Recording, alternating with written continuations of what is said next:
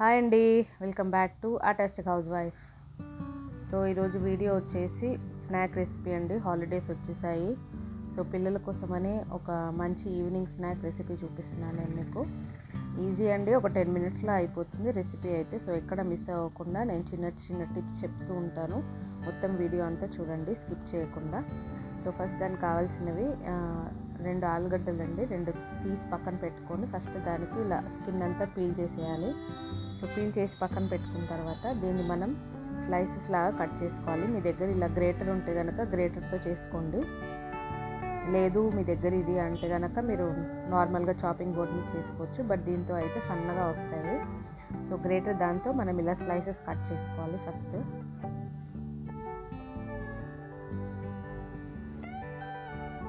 So ఇప్పుడు నేను మీకు కొన్ని కట్ చేసి చూపించాను చూడండి. సో ఇలా మనము పీల్ చేసి పెట్టుకున్న ఆలు మొత్తం చేసేయాలి. సో నేను యాక్చువల్గా 2 పెట్టుకున్నాను. సో నేను 2 ఆలుగడ్డలు చేసేస్తున్నానండి. మీకు ఇంకా ఎక్కువ క్వాంటిటీ కావాలి అనుకుంటే ఎక్కువ చేసుకోవచ్చు. సో మీరు ఫస్ట్ టైం ట్రై చేస్తున్నట్టయితే కనుక కొంచెం తక్కువ క్వాంటిటీతో ట్రై చేయండి. సో ఇలా మొత్తం గ్రేట్ చేసేసుకోండి.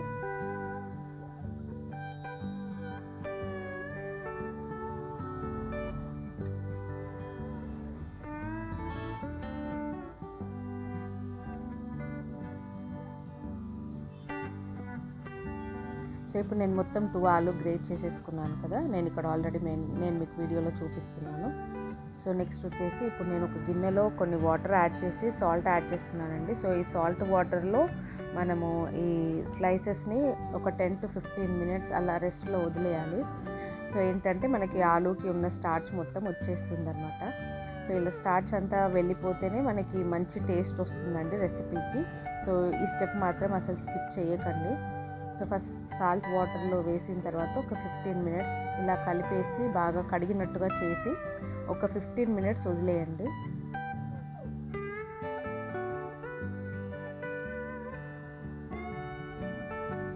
ఇలా కడిగినట్టుగా చేయండి. కడిగినట్టుగా చేసిన తర్వాతనే అప్పుడు ఒక 15 మినిట్స్ వదిలేయండి. సో దట్ ఏంటంటే పీసెస్ కూడా అన్నీ సపరేట్గా అయిపోతాయి. అంటే ఒకదానికొకటి అతుక్కోకుండా ఇలా సపరేట్గా అయిపోతాయి అన్నమాట.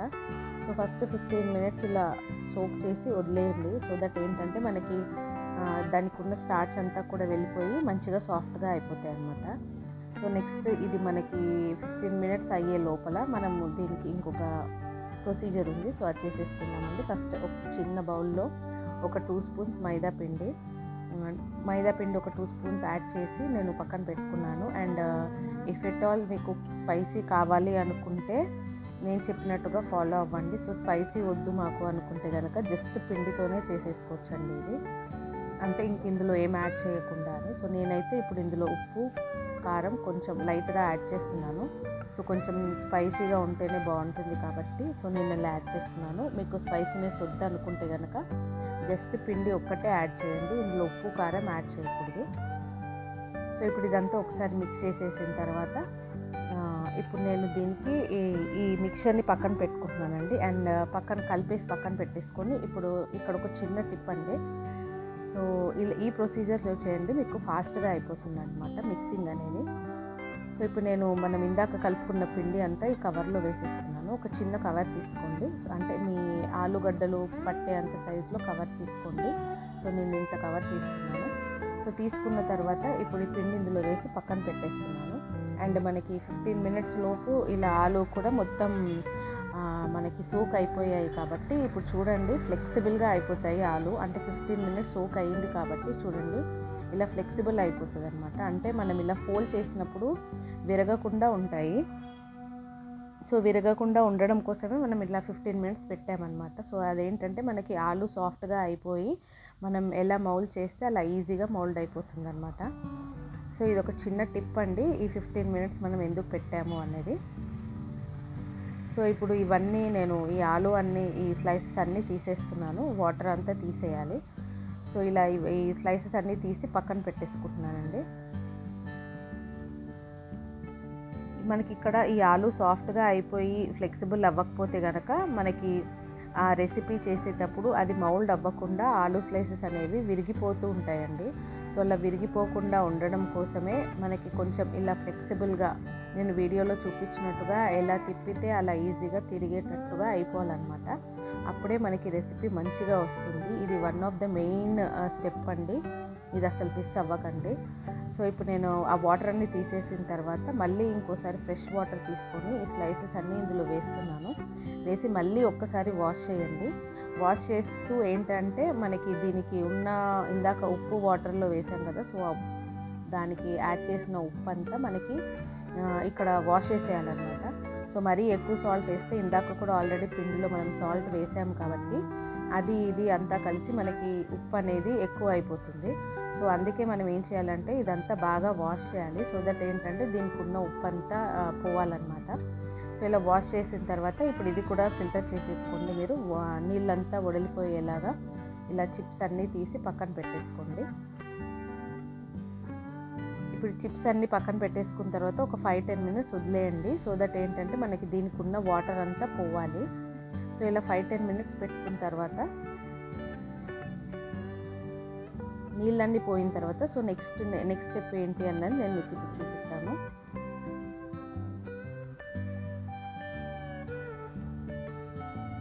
సో ఇలా మీరు ఏదైనా స్ట్రైనర్లో పెట్టండి. సో దట్ ఏంటంటే మనకి దీనికి ఉన్న వాటర్ అంతా వెళ్ళిపోతుంది అనమాట. సో ఇలా ఒక 5-10 మినిట్స్ పెట్టిన తర్వాత మనకు వాటర్ అంతా వెళ్ళిపోయిన తర్వాత ఏంటంటే ఇందాక మనం కవర్లో పిండి వేసి పెట్టాం కదండి, ఇప్పుడు ఈ చిప్స్ అన్నీ ఏంటంటే మనం ఈ పిండిలో వేసేయాలి.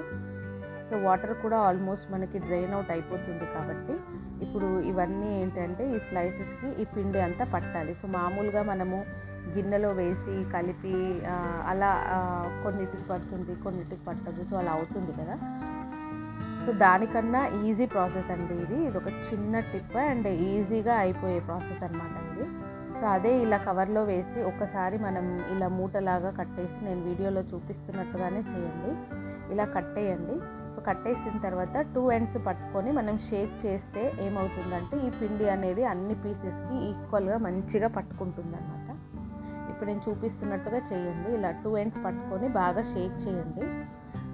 సో ఇలా అయితే ఏంటంటే మనకి అన్ని పీసెస్కి మంచిగా పట్టుకుంటుంది పిండి కానీ ఉప్పు కారం కానీ ఏదైనా కానివ్వండి, ఇది మామూలుగా గిన్నెలో వేసి కలపకుండా. సో ఇది ఒక మంచి టిప్ అన్నమాట.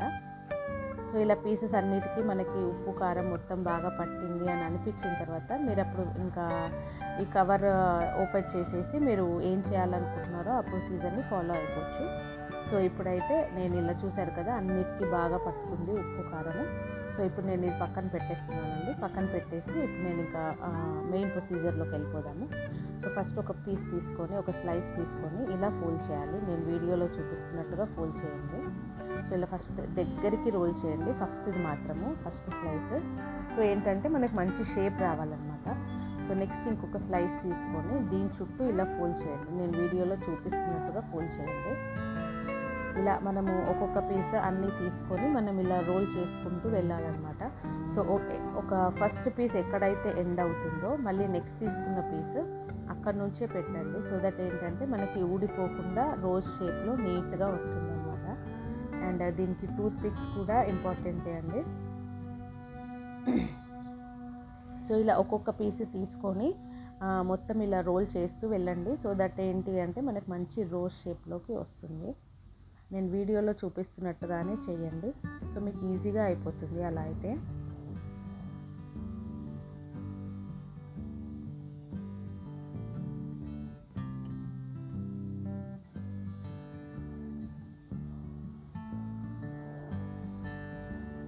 చూసారు కదా, ఇలా రోల్ చేసిన తర్వాత ఇప్పుడు మనకి ఎక్కడైతే ఎండ్ అయ్యిందో స్లైస్ అక్కడ మనం ఇలా ఒక టూత్ పిక్ గుచ్చాలి. సో అంటే ఏంటంటే మనకి రేకులు లాగా పెట్టాం కదా, అవన్నీ ఊడిపోకుండా ఉంటాయి అన్నమాట. సో ఒక సైడ్ పెట్టిన తర్వాత కరెక్ట్గా దానికి ఆపోజిట్ సైడ్లో నుంచే ఇంకొక టూత్ పిక్ కూడా గుచ్చండి. సో ఇలా 4 ends మనం క్లోజ్ చేసేసాం కాబట్టి ఇంకా ఊడిపోకుండా ఉంటుంది అన్నమాట ఈ రోజ్ పెటల్స్ అనేవి. సో అప్పుడు ఫ్రై చేసినప్పుడు కూడా మంచిగా అలాగే అదే షేప్లో ఉంటాయి. సో ఇలా గుచ్చేసిన తర్వాత ఇలా మనకి లాస్ట్లో ఉన్న పీసెస్ని కొంచెం ఇలా బ్యాక్ సైడ్ ఇలా ఫోల్డ్ చేస్తున్నట్టుగా అనండి. సో మనకు ఆ షేప్ కనిపిస్తుంది అన్నమాట. అప్పుడు రోజ్ పెటల్స్ షేప్లో మనకి ఇలా బయటకు వచ్చినట్టుగా మంచిగా బ్లూమ్ అవుతున్నట్టుగా కనిపిస్తాయి. లేదు అనుకుంటే అలాగైనా వదిలేసుకోవచ్చండి, మీ ఇష్టము. సో ఇప్పుడు నేను ఇంకొకటి చూపిస్తున్నాను మీకోసము, చూడండి. సో ఫస్ట్ స్లైస్ మాత్రం బాగా దగ్గరికి ఫోల్డ్ చేయండి, దగ్గరికి రోల్ చేయండి. రోల్ చేసిన తర్వాతనే నెక్స్ట్ ఇలా ఒక్కొక్క స్లైస్ తీసుకొని నేను చూపిస్తున్నట్టుగా చేయండి.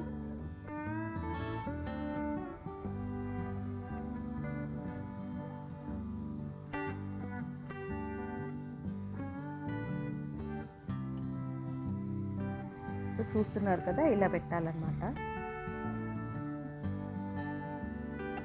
సో ఇలా ఎంత పెద్దగా అయినా చేసుకోవచ్చండి, బట్ మనకు బాండీలో పట్టాలి కాబట్టి ఒక 5 to 6 పీసెస్ స్లైసెస్ చేసుకుంటే సరిపోతుంది. లేదు అనుకుంటే ఇంకా పెద్దగా చేసుకోవచ్చు, బట్ మీకు బాండీలో పట్టాలి, కడాయిలో. సో అది చూసి చేసుకోండి. సో టూత్ పిక్ గుచ్చేటప్పుడు కూడా కొంచెం గట్టిగా హోల్డ్ చేసిన తర్వాతనే గుచ్చండి, లేదు అంటే మీరు ఆ స్లైసెస్ అన్నీ ఊడిపోతూ ఉంటాయి. సో కొంచెం జాగ్రత్తగా పట్టుకొని గుచ్చండి. సో ఇలా మనం రెడీ చేసుకోవాలండి. ఇంకా మనకి మిగిలిన స్లైసెస్ అన్నీ తీసి ఇలా రెడీ చేసుకోవాలన్నమాట.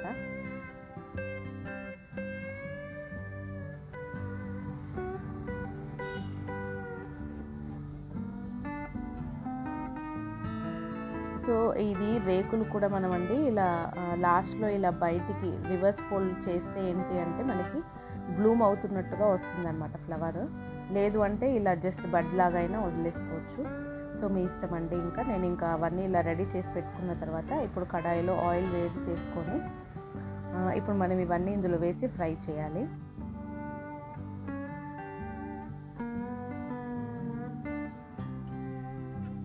ఇలా ఒక్కొక్కటి స్లోగా వేసి ఇంకా మంచిగా డీప్ ఫ్రై చేసుకోండి. సో చిప్స్ కాబట్టి మనకి కొంచెం కరకరలాడాలండి, క్రిస్పీగా రావాలి. సో ఫుల్ హై ఫ్లేమ్లో కాకుండా కొంచెం మీడియం టు హై ఫ్లేమ్లో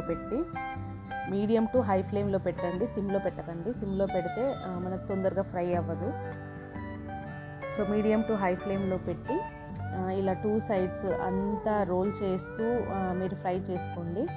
లేదు అంటే ఒక సైడ్ ఫ్రై అవుతాయి అండ్ ఒక సైడ్ ఫ్రై అవ్వదు, ఎందుకంటే మనకు ఆల్రెడీ టూత్ పిక్స్ ఉన్నాయి కాబట్టి అది 2 సైడ్స్ రోల్ అవ్వదన్నమాట మనం తిప్పేటప్పుడు. సో టర్న్ చేసేటప్పుడు 2 సైడ్స్ మంచిగా రోల్ చేసుకుంటూ స్లోగా ఫ్రై చేయండి. సో అప్పుడే మనకు మంచిగా క్రిస్పీగా వస్తాయి, లేదు అంటే కనుక మరీ మెత్తగా ఉంటుంది అన్నమాట. సో ఫ్రై చేసేటప్పుడు మాత్రం కొంచెం చూసుకొని ఫ్రై చేసుకోండి.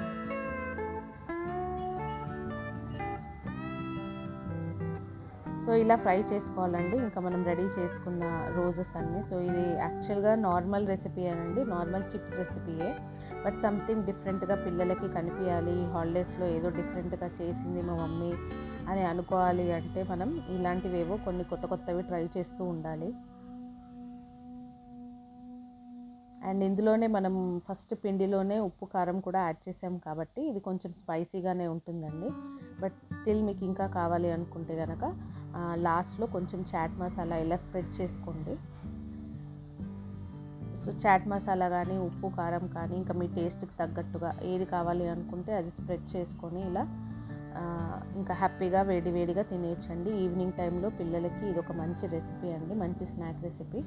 సో ఈ రెసిపీ మీకు నచ్చే ఉంటుంది అనుకుంటున్నాను. Don't forget to like, share and subscribe my channel.